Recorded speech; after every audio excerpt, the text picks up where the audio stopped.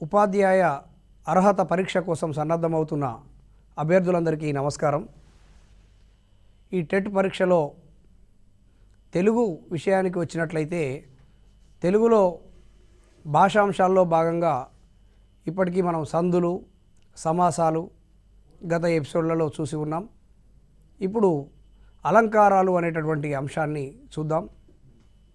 అలంకారాలు ఏమిటి, అసలు అలంకారాలు ఎన్ని రకాలుగా ఉంటాయి, అలంకారాల మీద ప్రశ్నల సరళి ఏ విధంగా ఉండబోతుంది మొదలైన అంశాలను మనం ఈ ఎపిసోడ్లో చర్చిద్దాం. అసలు అలంకారం అంటే ఏమిటి? సాధారణంగా నిఘంటు అర్థం అలంకారం అంటే అందం అని అర్థం. శరీర సౌందర్యాన్ని ఆభరణాలు ఏ విధంగా ప్రకాశింపజేస్తాయో అదేవిధంగా కావ్య సౌందర్యాన్ని ప్రకాశింపజేసేవి అలంకారాలు.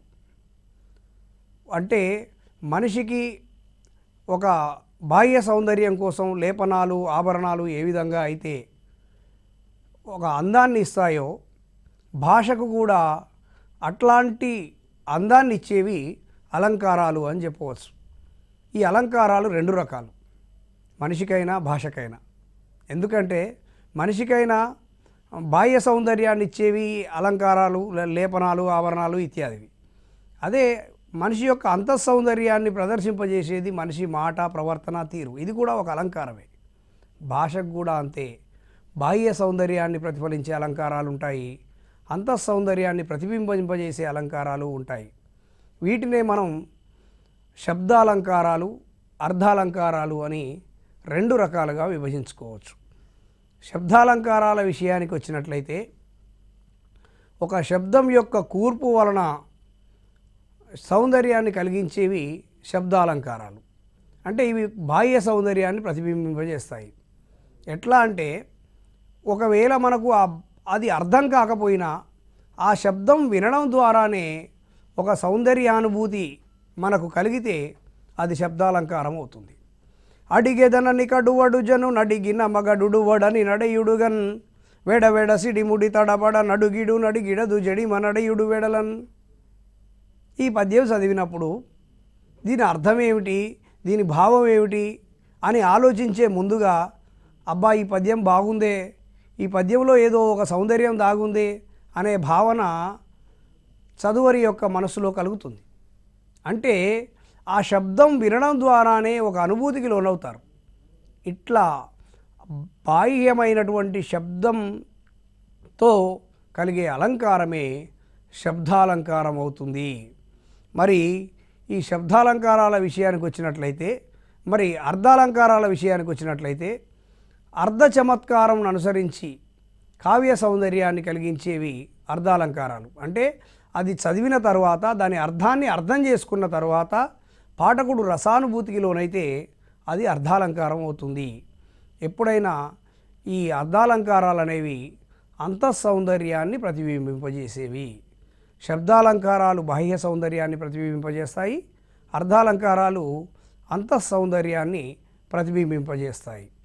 ఇక ఈ శబ్దాలంకారాలు ఏమిటి, ఎన్ని అని చూసినప్పుడు స్థూలంగా శబ్దాలంకారాలను ఒక మూడు విభాగాలుగా విభజించుకోవచ్చు. అవి అనుప్రాస అలంకారాలు, ముక్త పదగ్రస్తము, యమకము. ఈ మూడు శబ్దాలంకారాల కిందికి వస్తాయి. అనుప్రాస అలంకారాలు అంటే అనుప్రాస అంటే ప్రాసను అనుసరించి, ప్రాసను అనుసరించినది అనుప్రాస అలంకారం.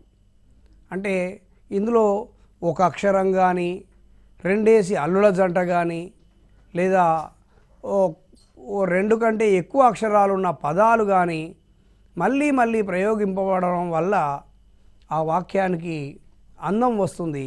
అట్లాంటి అలంకారాలు అనుప్రాస అలంకారాలు అవుతాయి. మరి ఈ అనుప్రాస అలంకారాలను కూడా తిరిగి మళ్ళీ 4 రకాలుగా వర్గీకరించుకోవచ్చు. అనుప్రాస అలంకారాలు 4 విధాలు. 1 వృత్యానుప్రాస అలంకారం, 2 చేఖానుప్రాస అలంకారం, 3 లాఠానుప్రాస అలంకారం, 4 అంత్యానుప్రాస అలంకారం. ఈ 4 రకాలుగా మనం అనుప్రాస అలంకారాలను గురించి చెప్తాం. ఇవన్నీ కూడా మీకు పాఠ్యపుస్తకాలలో ఉన్నాయి, కానీ ఇవన్నీ ఒక వరుస క్రమంలో కానీ ఈ వర్గీకరణతో కానీ కనిపించవు. ఆయా పాఠ్యాంశాలలో సందర్భాన్ని బట్టి ఆయా పాఠాల్లో అక్కడక్కడ పరిచయం చేయబడతాయి. అయితే వాటిని ఒక క్రమ పద్ధతిలో చదువుకోవడం కోసం మాత్రమే ఈ వర్గీకరణ. ఇవి విన్న తర్వాత మీరు పాఠ్యాంశాల్లో ఆయా సందర్భాల్లో వచ్చినటువంటి అలంకారాలు కానీ వాటి ఉదాహరణలు కానీ అధ్యయనం చేసినప్పుడు మనకు అభ్యాసానికి సులువుగా ఉంటుంది. ఈ అనుప్రాసాల్లో ఫస్ట్ మనం వృత్యానుప్రాస గురించి చూద్దాం. వృత్యానుప్రాసం అంటే ఏమీ లేదు, ఒకే అక్షరం కొంత వ్యవధితో మళ్ళీ మళ్ళీ ప్రయోగించబడుట వృత్యానుప్రాస అలంకారం. ఒక పద్యపాదంలో కానీ ఒక వాక్యంలో కానీ ఒకే అక్షరం తిరిగి తిరిగి ప్రయోగించబడుట వృత్యానుప్రాస అలంకారం అవుతుంది. అంటే ఇంతకుముందు నేను ఒక పద్యం చెప్పాను చూడండి. అడిగెదనని కడువడుజను నడిగిన మగడుడువడని నడయుడుగన్ వేడవేడ సిడిముడి తడబడ నడుగిడు నడుగిడ దుజడిమ నడయుడు వెడలన్. ఇందులో డా డా డా అనే అక్షరం పదే పదే పదే పునరావృతమైంది. అట్లా పునరావృతమైనప్పుడు దాన్ని వృత్యానుప్రాస అలంకారం అంటాం. వీరు పొమ్మను వారు కారు పొగబెట్టువారు. ఇందులో రూ రూ అనేది పదే పదే వస్తుంది చూడండి. వీరు పొమ్మను వారు కారు పొగబెట్టువారు. ఇందులో రా అనే అక్షరం పదే పదే పునరావృతమైంది. అడుగులు తడబడ బుడతడు నడిచెను. ఇందులో కూడా డా అనే అక్షరం పదే పదే వచ్చింది. ఇట్లా ఈ అలంకారంలో ఇంకొకటి కూడా గమనించవచ్చు. ఈ అలంకారంలో అక్షరం అంటే హల్లు మాత్రం అదే ఉంటుంది, అచ్చు మారవచ్చు. ఎట్లా అంటే అడుగులు తడబడ అన్నప్పుడు ఆ డు అనే మొదటి దాంట్లోనే డు ఉంది, తడబడ అన్నప్పుడు డా వచ్చింది. అంటే ఇట్లా అచ్చు అంతే, హల్లు అదే ఉంటుంది కానీ హల్లులోని అచ్చు మాత్రం మారవచ్చు. హల్లు మాత్రం మారకుండా అచ్చు మాత్రం మారుతూ ఆ అక్షరం పదే పదే పునరావృతమైనప్పుడు దానిని వృత్యానుప్రాస అలంకారం అంటాం. ఇది వృత్యానుప్రాస అలంకారం. ఇందులో అనేకమైనటువంటి ఉదాహరణలు మనకు పాఠశాల స్థాయి పుస్తకాల్లో కనిపిస్తాయి. వాటిని గుర్తించి, అంటే మనకు రేపు ఒక అపరిచిత గద్యం ఇచ్చినా పద్యం ఇచ్చినా అందులో ఒకే అక్షరం పదే పదే పునరావృతం అవుతుంది అనుకోండి, అప్పుడు అది తప్పకుండా ఇది వృత్యానుప్రాస అలంకారం అని గుర్తించాల్సి ఉంటుంది. ఈ చేకానుప్రాస అలంకారం రెండేసి హల్లుల జంట అర్ధభేదంతో అవ్యవధానంగా, అంటే ఏమాత్రం వ్యవధానం లేకుండా వ్యవధి లేకుండా వెంటనే ప్రయోగించబడితే అది చేకానుప్రాస అలంకారం అంటాం. ఇందులో ఏమవుతుందంటే రెండు అక్షరాల జంట, అంటే ఒక హల్లుల జంట వెంటనే వస్తాయి. ఆ రెండింటి అర్థాలు మాత్రం వేరుగా ఉంటాయి. ఉదాహరణకు తేలుతుందా అన్నప్పుడు మొదటిది తేలు అన్నప్పుడు రుచికం అని అర్థం తేలు.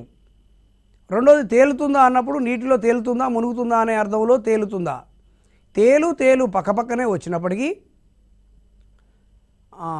రెండిటి యొక్క అర్థం మారిపోయింది. నాన్నతో చెప్పులు కొనివ్వమని, నాన్నతో చెప్పులు కొనివ్వమని అన్నప్పుడు మొదట చెప్పు అంటే రిక్వెస్ట్ అడగడం అని అర్థం వస్తుంది. రెండోది చెప్పులు కొనివ్వమన్నప్పుడు రెండోది చెప్పులు అన్నప్పుడు పాదుకలు చెప్పులు అని అర్థం వస్తుంది. అంటే ఇక్కడ చెప్పు పక్కపక్కనే ఉన్నప్పటికీ ఆ రెండింటిలోనూ అర్థభేదం ఉన్నది, రెండింటికి ఒకే అర్థం కాదు. అట్లాంటి వాటిని మనం చేకానుప్రాస అలంకారం అంటాం. 100 వందనాలు చూడండి, మొదటి 100 అంటేనేమో సంఖ్య, వందనాలు అంటే నమస్కారాలు. 100 పక్కపక్కనే ఉన్నాయి కానీ రెండిటి యొక్క అర్థాలు మాత్రం వేరుగా ఉన్నాయి. లక్షణాలు, ఈ లక్షణాల్లో కూడా లక్ష అనేది సంఖ్య అవుతుంది, లక్షణాలు అంటే మనిషి యొక్క గుణాలు అని అర్థం వస్తుంది. లక్షణాలు. అనాథ అనాథలో నాథ, మళ్ళీ నాథ. అనాథ అంటేనేమో ఎవడు లేడు అని అర్థం. నాథ అంటే అనాథలకు ఆదుకునేవాడు అనే అర్థంలో రెండో నాథ, నాథ. నందన అంటే రెండో నందనకు కొడుకు అని అర్థం. మొదటి నందనకు నందుడు అని అర్థం. నందనందనుడు అంటే శ్రీకృష్ణుడు. నందన నీకు వందనం. ఇట్లాంటి దాంట్లో నంద పక్కపక్కనే వచ్చాయి. ఇట్లా వచ్చినప్పుడు దీనిని చేకానుప్రాస అలంకారం అనాలి. 8వ తరగతి పుస్తకంలో దీనికి సంబంధించిన వివరంగా ఉన్నాయి ఉదాహరణలు, మళ్ళీ ఒకసారి తప్పకుండా చదవాలి. ఇట్లా రెండేసి హల్లుల జంట అర్ధభేదంతో ఏమాత్రం వ్యవధి లేకుండా వెంటనే ప్రయోగించబడితే దాన్ని చేకానుప్రాస అలంకారం అంటాం. ఇది చేకానుప్రాస అలంకారం. ఇక లాటానుప్రాస అలంకారం. లాటానుప్రాస అలంకారం అంటే రెండు సమానమైన పదాలు, ఇక్కడ హల్లుల జంట అవసరం లేదు, అంటే రెండు కంటే ఎక్కువ అక్షరాలు కూడా ఉండి ఉండవచ్చు. రెండు సమానమైన పదాలు అర్ధభేదం లేకుండా తాత్పర్య భేదంతో వెంటనే వస్తే అది లాటానుప్రాస అలంకారం అవుతుంది. ఇది అర్ధభేదం ఏమిటి, తాత్పర్య భేదం ఏమిటి అన్నప్పుడు పదాలకు అర్థం నిఘంటువు ప్రకారం అర్థం సేమ్ ఉంటుంది, కానీ ఆ పలికే విధానంలో మాత్రం తాత్పర్యంలో తేడా ఉంటుంది. ఎట్లా అంటే గురువుకు నమస్కరించిన విద్యార్థి అన్నాం అనుకోండి. విద్యార్థి రెండు పక్కపక్కనే ఉన్నాయి, కానీ గురువుకు నమస్కరించిన విద్య అంటే వినయ విధేయతలు కలిగిన విద్యార్థి అని చెప్పినప్పుడు అంటే అతడే నిజమైన విద్యార్థి అనే ధ్వని రెండవ విద్యార్థి అనే పదానికి వస్తుంది.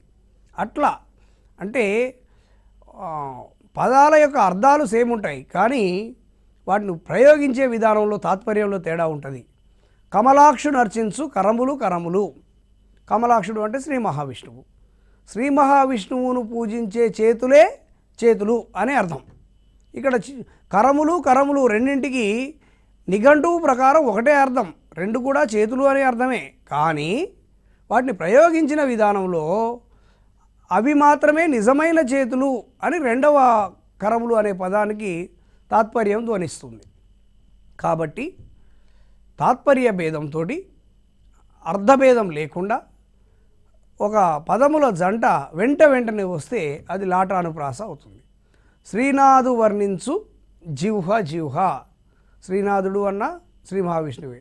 శ్రీ మహావిష్ణువుని వర్ణించేటటువంటి నాలుకే నాలుక, అదే నిజమైన నాలుక అనే అర్థం రెండో జిహ్వకు వస్తుంది. దేవదేవుని చూసు చూడుకులు. ఇది కూడా చూడుకులు అంటే చూపులు, అంటే ఆ శ్రీ మహావిష్ణువును చూసే చూపులే నిజమైన చూపులు. ఇట్లాంటి పదాలు వెంటనే వచ్చి అర్ధభేదం లేకుండా తాత్పర్య భేదంతో ప్రయోగించబడటమే లాటానుప్రాస అలంకారం అవుతుంది. ఇక అనుప్రాస అలంకారాలలో చివరగా అంత్య అనుప్రాస అలంకారం.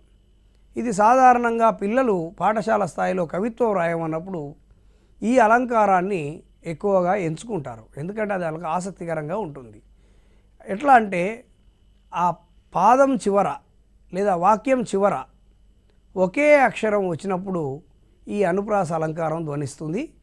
మొదటి పాదం నందలి చివరి అక్షరం ఏదైతే ఉంటుందో అదే అక్షరం మిగిలిన పాదాల యందు కూడా చివరి అక్షరంగా ఉండుటే అంత్యానుప్రాస అలంకారం అంటాం. ఇది మా బడి, అక్షరాల గుడి, సరస్వతి చల్లని ఒడి, పోదాం పదరా వడివడి, అది నేర్పును మంచి నడవడి. గమనించండి ఈ కవిత. ఇది మన బడి, చివరికి డి ఉంది. అక్షరాల గుడి, ఇది అక్షరాల గుడి, బడి గుడి, ఇది ప్రాస, డి.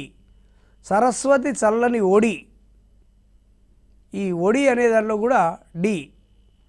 పోదాం పదరా వడి, వేగంగా అని అర్థం. వడి డి. అది నేర్పును మంచి నడవడి, అది మనకు మంచి ప్రవర్తనను నేర్పిస్తుంది, డి. అంటే ఈ 5 పాదాల్లోనూ చివరి అక్షరం ఒకటే డి ఉన్నది. ఇట్లా ఉంటే అది అంత్యానుప్రాస అలంకారం అవుతుంది. ఏదిరా లక్ష్మణ సీత, పర్ణశాలలో లేదెందు చేత, సీత చేత, తా అనేది చివరికి వచ్చింది. ఇట్లా వస్తే అది అంత్యానుప్రాస అలంకారం అవుతుంది. అశోకవనమున సీత విలపించెను శోకము చేత, అశోకవనమున సీత విలపించెను శోకము చేత, ఇట్లా సీత చేత, ఇట్లా చివరలో ప్రాస ధ్వనిస్తే దాన్ని అంత్యానుప్రాస అలంకారం అంటాం. ఇవి అనుప్రాస అలంకారాలు. ఇవిగాక శబ్దాలంకారాల్లో యమకము, ముక్త పదగ్రస్తం అని 2 అలంకారాలు ఉంటాయి. ముక్త పదగ్రస్తం చూద్దాం. ఈ ముక్త పదగ్రస్తము అంటే ఏమి లేదు, ముక్త పదగ్రస్తం. ముక్తం అంటే ముగింపు, పదం ముగించిన పదాన్ని గ్రస్తం అంటే గ్రహించడం.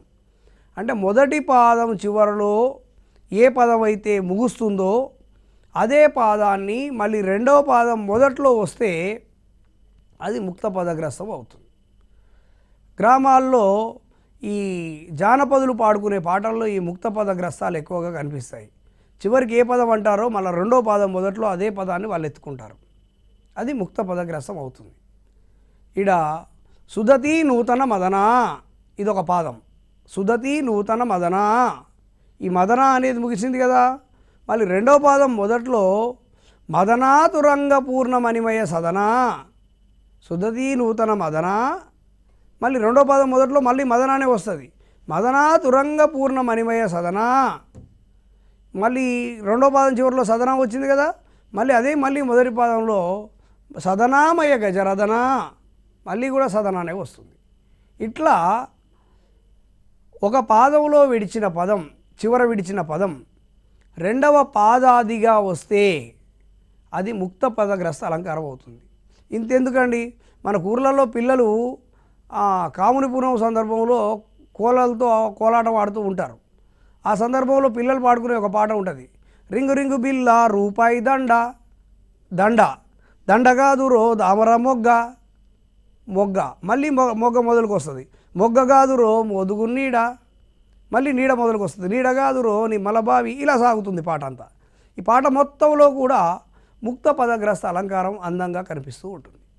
ఇప్పుడు అర్థమైంది కదా, ముక్త పదగ్రస్త అలంకారం అంటే ఒక పాదం చివర విడిచిన పదం రెండవ పాదాదిగా వస్తే దాన్ని ముక్త పదగ్రస్తం అని అంటాం. ఇక యమకం, శబ్దాలంకారాల్లో చివరి అలంకారం యమకం. ఈ యమకం అంటే ఏమీ లేదు, చేకానుప్రాస యమకం కన్ఫ్యూజ్ అయ్యే అవకాశం ఉంటుంది. ఇందులో కూడా అర్ధభేదంతోనే పదాలు తిరిగి తిరిగి వస్తాయి. చేకానుప్రాసంలోనేమో కేవలం హల్లుల జంట, అంటే రెండు అక్షరాలు మాత్రమే పక్కపక్కనే వస్తాయి, అర్ధభేదంతో వస్తాయి. యమకంలో మాత్రం పదం ఏదైనా ఒక పదం వేరే అర్థంతో, అంటే అర్ధభేదంతో తిరిగి తిరిగి రావచ్చు. అంటే ఒకటి కంటే ఎక్కువసార్లు పునరావృతం కావచ్చు. రెండు సమానమైన పదాలు అర్ధభేదం కలిగి కొంత వ్యవధితో, అక్కడనేమో అవ్యవధానంగా వ్యవధి లేకుండా అని చెప్పుకున్నాం చేకానుప్రాసలో, ఇక్కడ కొంత వ్యవధితో ప్రయోగించబడతాయి. చూడండి, మనసు భద్రమయ్యే మన సుభద్రకిప్పుడు, మనసు భద్రమయ్యే మన సుభద్రకిప్పుడు. ఇది గమనించండి ఈ వాక్యాన్ని. మనసు భద్రమయ్యే అనే దాంట్లో మనసు ఉంది కదా, మన సుభద్రకిప్పుడు, మన సుభద్రకిప్పుడు, మన సుభద్రలో సు, మన సుభద్రకిప్పుడు అంటే సుభద్రలో సు కలుపుకున్నప్పుడు మనసు వస్తుంది. అక్కడ కూడా మనసు భద్రమయ్యే మన సుభద్రకిప్పుడు. ఇక్కడ మనసు వచ్చింది, అక్కడ మనసు వచ్చింది, కానీ రెండింటి అర్థం ఒకటి కాదు. ఇక్కడ మనసు అంటేనేమో మది, ఇంకోటి మన సుభద్రలో సు కలిపినప్పుడు కూడా అక్కడ మనసు అని కనపడుతుంది. అదేవిధంగా మనసు భద్రమయ్యే, మనసులో సు, భద్రమయ్యేలో భద్ర, సు భద్ర అయింది. మనసు భద్రమయ్యే, అక్కడ మన సుభద్రకి ఇప్పుడు అన్నప్పుడు కూడా మళ్ళీ అక్కడ సుభద్ర ఉంది. అక్కడ ఉన్న సుభద్ర మొదట ఉన్న సుభద్ర ఒకటి కాదు. మనసు భద్ర అనే అర్థంలో ఇక్కడ ఉంటుంది, అక్కడ మాత్రం సుభద్ర అనే పదం ఉంటుంది. ఇట్లా అర్ధభేదం కలిగి కొంత వ్యవధితో ఆ పదాలు ప్రయోగించబడుతున్నాయి కాబట్టి ఈ అలంకారాన్ని యమకము అంటాం. లేమా తనుజుల గెలువగా లేమా, ఇది శ్రీకృష్ణుడు సత్యభామతో అన్నమాట. లేమా అంటే ఓ స్త్రీ, ఓ సత్యభామ, మనం ధనుజుల గెలవగలేమా, మనం రాక్షసులను గెలవలేమా. మొదటి లేమాకేమో స్త్రీ అని అర్థం, రెండవదేమో గెలవలేమా అని ఒక సామర్థ్యార్థకం. ఇట్లా రెండు వేరువేరు అర్థాలుగా వచ్చినప్పుడు అది యమకము అవుతుంది. ఇది మనకు ఉన్నటువంటి శబ్దాలంకారాలు. ఇక అర్థాలంకారాల విషయానికి వచ్చినట్లయితే మనం ముందే చెప్పుకున్నాం, దాని యొక్క అర్థాన్ని బట్టి సౌందర్యం ధ్వనిస్తే అది అర్థాలంకారం అవుతుంది అనుకున్నాం.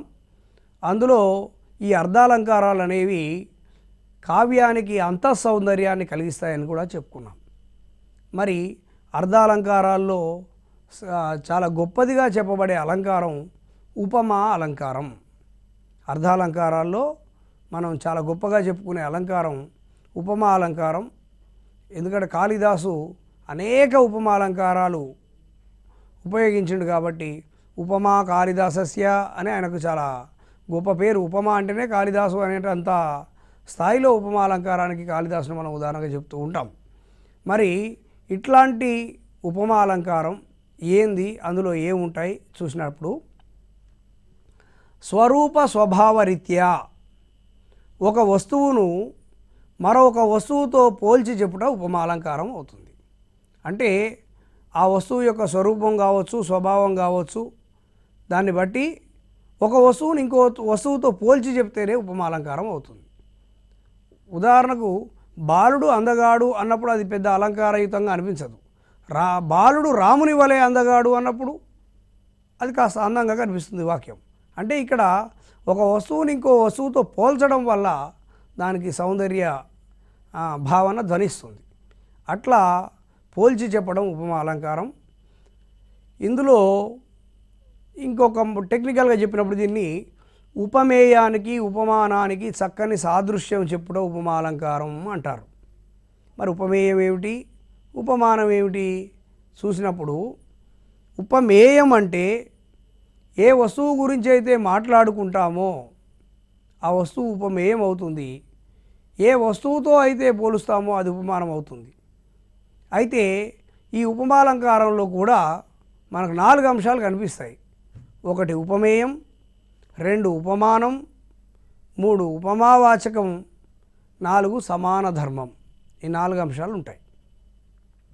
ఉపమేయం అంటే పోల్చబడే వస్తువు. ఏ వస్తువుని గురించి మనం మాట్లాడుకుంటున్నామో అది ఉపమేయం అవుతుంది. ఉపమేయం అవుతుంది. అదే ఉపమానం అంటే ఏ వస్తువుతో అయితే పోలుస్తున్నామో అది ఉపమానం అవుతుంది. ఏ వస్తువుతో పోలుస్తామో అది ఉపమానం అవుతుంది. ఉపమావాచకం అంటే ఈ ఉపమేయాన్ని ఉపమానాన్ని కలపడానికి వచ్చే ఒక అవ్యయ పదం ఉపమావాచకం. ఎట్లా అంటే వలే. ఇప్పుడు ఇంతకుముందు నేను మాట్లాడినట్టు వలే అని వస్తే అది ఉపమావాచకము అవుతుంది. వలే, పోలే, విదంబున, చందంబున, రీతిన్, లాగా ఇట్లాంటి వంటి ఇట్లాంటి పదాలన్నీ కూడా ఉపమావాచకాలు అవుతాయి. ఇవి మీరు ప్రాక్టీస్ చేస్తున్నప్పుడు ఈ పదాలను బట్టి మనం అది ఏ అలంకారం అనేది గుర్తించడానికి వీలవుతుంది. ఇక సమాన ధర్మం. ఈ సమాన ధర్మం ఏమిటి అంటే ఉపమేయంలోనూ ఉపమానంలోనూ ఒకే ధర్మం ఏదైతే ఉంటుందో అది సమాన ధర్మం అవుతుంది. ఆమె ముఖం చంద్రబింబం వలె అందంగా ఉన్నది అనే మాట చూద్దాం. ఆమె ముఖం అన్నప్పుడు అది ఎవరి గురించి మాట్లాడుతున్నాం, అది ఉపమేయం అవుతుంది. ఆ ముఖాన్ని మనం దేంతో పోలుస్తున్నాం, చంద్రబింబంతో పోలుస్తున్నాం, అది ఉపమానం అవుతుంది. వలే అన్నాం కాబట్టి ఉపమావాచకం అవుతుంది. అందంగా ఉన్నది అన్నాను, ఈ అందం అనేది సమాన ధర్మం అవుతుంది. ఒక అందంగా ఉన్నది అనకపోతే గుండ్రంగా ఉన్నది అనొచ్చు, అప్పుడు గుండ్రంగా ఉన్నది అనేది కూడా సమాన ధర్మం అవుతుంది. ఇట్లా ఉపమేయం, ఉపమానం, ఉపమావాచకం, సమాన ధర్మం ఈ 4 అంశాలు ఉన్నటువంటి అలంకారాన్ని ఉపమా అలంకారం అంటాం. ఇట్లా 4 అంశాలు ఉంటేనేమో పూర్ణోపమా అలంకారం అని పిలుస్తాం. ఇంత స్థాయిలో మనకు పాఠశాల స్థాయిలో లేదు, కానీ గుర్తుపెట్టుకోవడానికి చెప్తున్నాను. ఒకవేళ ఉపమేయం, ఉపమానం, ఉపమావాచకం, సమాన ధర్మం 4 అంశాలు ఉంటేనేమో పూర్ణోపమ, నిండు ఉపమా అలంకారం అవుతుంది. కొన్నిసార్లు అందులో ఒకటి లోపించవచ్చు. ఉదాహరణకు ఆమె ముఖం చంద్రబింబం వలె ఉన్నది అనుకుందాం. ఉన్నది అంటే ఎట్లా ఉన్నది, అందంగా ఉన్నదనా, గుండ్రంగా ఉందనా, మచ్చలు మచ్చలు ఉన్నదనా చెప్పలేదు. అంటే దాంట్లో ఉన్న సమాన ధర్మం ఏది చెప్పలే. ఆమె ముఖం చంద్రబింబం వలె ఉన్నది అన్నప్పుడు అది అలంకారంలో సమాన ధర్మం లోపించింది. అందులో ఆమె ముఖం అనే ఉపమేయం ఉంది, చంద్రబింబం ఉపమానం ఉంది, వలే ఉపమావాచకం ఉంది, కానీ ఎలా ఉన్నదో చెప్పలేదు కాబట్టి అది సమాన ధర్మం లేనట్టు. అంటే ఏదైనా ఒక అంశం లోపించినప్పుడు దాన్ని ఏమంటామంటే లుప్తోపమాలంకారం అంటాం. ఏమంటాం? లుప్తోపమాలంకారం. ఇట్లా పూర్ణోపమాలంకారం, లుప్తోపమాలంకారం అని కూడా ఉపమాలంకారాన్ని రెండు విధాలుగా మనం చెప్పుకోవచ్చు. ఇక ఈ ఉపమాలంకారానికి ఇక్కడ ఉదాహరణ ఇచ్చిన చూడండి. రాత్రివేళ చెరువు వెండి పళ్ళెం వలె మెరుస్తున్నది.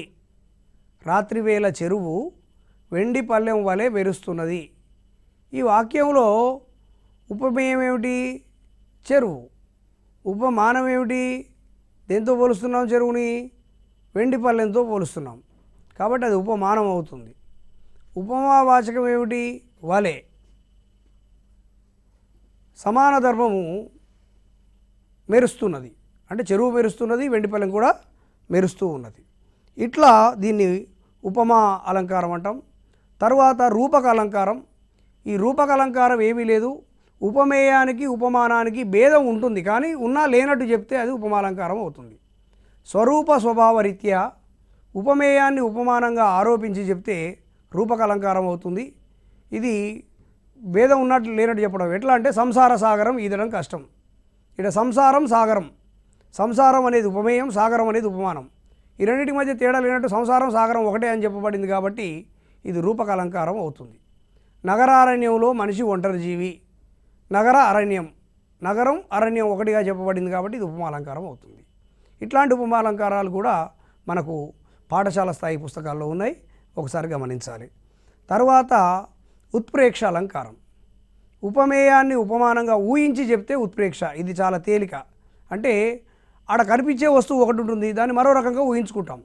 ఆ వస్తున్న ఏనుగు నల్లని కొండ అన్నట్లున్నది, శరద్రాత్రులలో వెన్నెల పాలవెల్లియో అన్నట్లున్నది. అట్లా ఊహించుకుంటాం. ఊహించుకుంటే అది ఉత్ప్రేక్ష.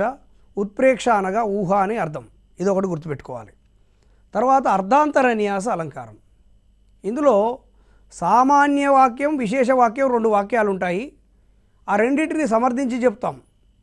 ఎట్లా అంటే హనుమంతుడు సముద్రాన్ని దాటాడు, మహాత్ములకు అసాధ్యం ఉంటుందా అన్నప్పుడు హనుమంతుడు మహాత్ముడు అని చెప్పకపోయినా ఇక్కడ హనుమంతుడు మహాత్ముడు ఎవరు అనగానే హనుమంతుడు అనే సమాధానం వస్తుంది. అట్లా రెండు వాక్యాలు సమర్థించి చెప్తే అర్ధాంతర న్యాస అలంకారం అవుతుంది. కృషి ఉంటే మనుషులు ఋషులు అవుతారు. బోయేవాడు అయిన వాల్మీకి మహర్షి అయ్యాడు కదా అన్నప్పుడు కృషి ఉంటే మనుషులు ఋషులు అవుతారనే వాక్యానికి ఈ వాక్యాన్ని సమర్థించి చెప్పడం అవుతుంది. అర్ధాంతర న్యాసం అంటే సమర్థించి చెప్పడం అనేది గుర్తుపెట్టుకోవాలి. ఇక అతిశయోక్తి అలంకారం. ఇది చాలా ఈజీ. ఉన్నదానికంటే ఎక్కువ చెప్తే అతిశయోక్తి. ఆ పల్లెటూరులోని మేడలు ఆకాశాన్ని తాకుతున్నాయి. Is it possible? పల్లెటూరులోని మేడలు ఆకాశాన్ని తాకవు కదా. అంటే ఉన్నదానికంటే ఎక్కువ చెప్పబడింది కాబట్టి ఇది అతిశయోక్తి అలంకారం అవుతుంది. స్వభావోక్తి అలంకారం. అతిశయోక్తి వ్యతిరేకమైనది స్వభావోక్తి అలంకారం. జాతి గుణ క్రియాదులను ఉన్నది ఉన్నట్లుగా మనోహరంగా చెప్పుట స్వభావోక్తి అలంకారం అవుతుంది. ఆ వనంలోని జింకలు చంచల నేత్రాలతో గంతులు వేస్తున్నాయి, సహజమే కదా, కానీ ఉన్నదాన్ని కాస్త మనోహరంగా చెప్తున్నాం కాబట్టి అది స్వభావోక్తి అలంకారం. ఇక శ్లేష అలంకారం. నానార్థాలు కలిగింది శ్లేష. అంటే దాంట్లో ఒకే వాక్యానికి రెండు అర్థాలు కనిపిస్తాయి. ఉదాహరణకు రాజు కువలయానందకరుడు. రాజు అంటే రెండు అర్థాలు ఉన్నాయి, ప్రభువు చంద్రుడు. కువలయానందకరుడు, కువలయం అంటే రెండు అర్థాలు ఉన్నాయి, భూమండలం అని ఒక అర్థం ఉన్నది, కలువ పూలు అని ఒక అర్థం ఉంది.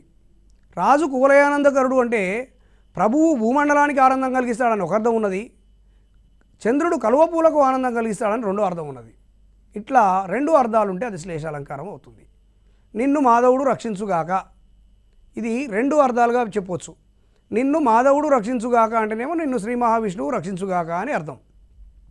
నిన్ను మాధవుడు రక్షించుగాక, నిన్ను మాధవుడు, నిన్ను ఉమాధవుడు రక్షించుగాక అనే అర్థంలో చదివినప్పుడు ఆ ఊనిక స్వరంలో మార్పుతోటి అది నిన్ను శివుడు రక్షించుగాక అనే అర్థం వస్తుంది. ఇట్లా ఒకే వాక్యానికి ఒకటి కంటే ఎక్కువ అర్థాలు ధ్వనిస్తే అది శ్లేష అలంకారం అవుతుంది. ఇవి మనకు పాఠశాల స్థాయిలో ఉన్నటువంటి అలంకారాలు. వీటికి సంబంధించి అనేక ఉదాహరణలు మనకు పాఠ్యపుస్తకాల్లో కనిపిస్తాయి. వీటిని అన్నింటినీ మరొకసారి అభ్యాసం చేయాలి. వీటి యొక్క ఈ అలంకారం ఏమిటి అనేది పూర్తి స్థాయిలో అవగాహన చేసుకుంటే ఏ వాక్యం ఇచ్చినా అందులో ఉన్న అలంకారాన్ని గుర్తించగలగాలి. అప్పుడు మాత్రమే మనం టెట్లో ఎక్కువ మార్కులు సాధించడానికి అవకాశం ఉంటుంది. మరొక అంశంతో మరొక ఎపిసోడ్లో కలుద్దాం. నమస్కారం.